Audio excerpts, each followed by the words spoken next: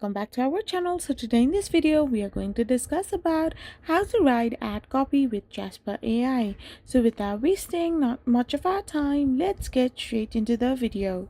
So first thing you need to do is simply go and type in the URL www.jasperai.com. Once you have been there, you need to now log in into your account.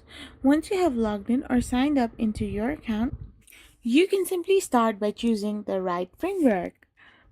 So first of all, Jasper has pre-built templates for ad copywriting, the most common being AIDA, PAS, and before after bridge.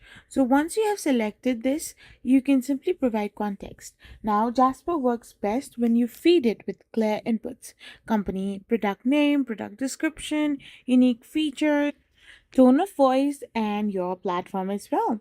Now you can also simply generate copy with a template. Inside Jasper, you can select different kind of frameworks, fill in the product details, and generate multiple variation.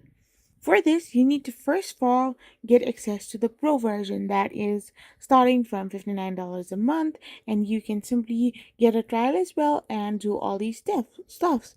You can then generate copy with a template and refine the copy and simply test it and iterate it.